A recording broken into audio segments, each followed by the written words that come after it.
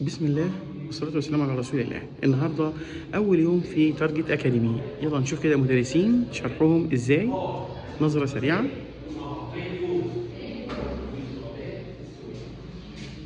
ماشي لازم هنا صابر دي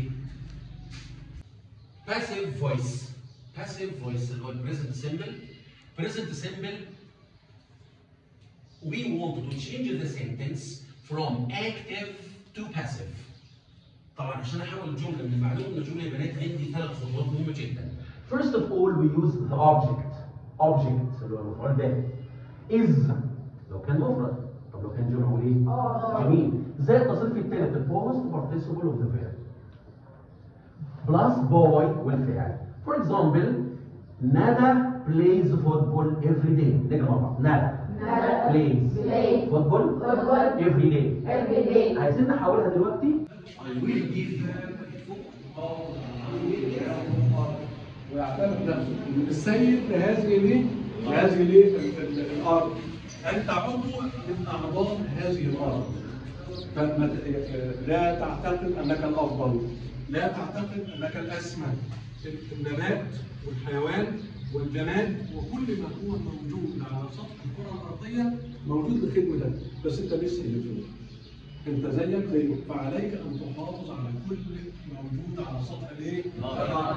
يبقى حمل الانسان هنا ان هو المسؤول عن اخلاق الايه؟ عن اخلاق الارض. طبيب وفيلسوف وعالم مصري، طبيب وفيلسوف وعالم مصري اسمه علي بن رضوان.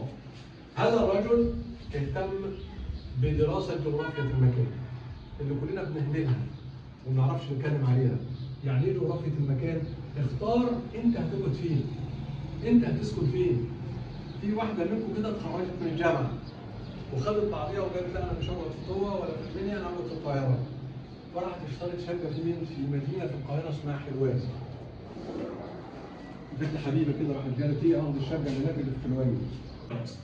كاوتشات العربيات يعني، تمام. انما في نوع تاني مطاط صناعي ده من البترول، بيتعمل منه اكياس البلاستيك، بيتعمل منه الاساتك والحاجات اللي زي كده، تمام. يبقى تاني خلي بالكم معايا، في عندي بعض محاصيل الالياف، قطن، كتان، جود، اللي بيزرع عندنا احنا في مصر قطن وكتان. الجود ده موجود في الدول الافريقيه. تاني حاجه المطاط الطبيعي، تمام. ده من اشجار الغابات اللي موجوده تحت خط الاستواء وعند خط الاستواء في حوض الكونغو وحوض الامازون.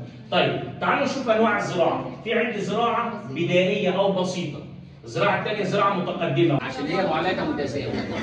طيب الاشارات بتاعتها لو مختلفه ولا متشابهه؟ متشابه، بقول بالطرح. متشابه بالطرح. طب ايه الفرق بين الجمع والطرح؟ ان انا اغير الاشارات كله اللي تحت دي. هو الطرح الفرق دي زي الجمع برضه، بس اغير الاشارات اللي تحت كله. الموجب نخليه سالب، السالب نخليه موجب، والموجب نخليه سالب. طيب الجدعه سيبك منها، تروح مع بعض. اللي دي بقى 2 ص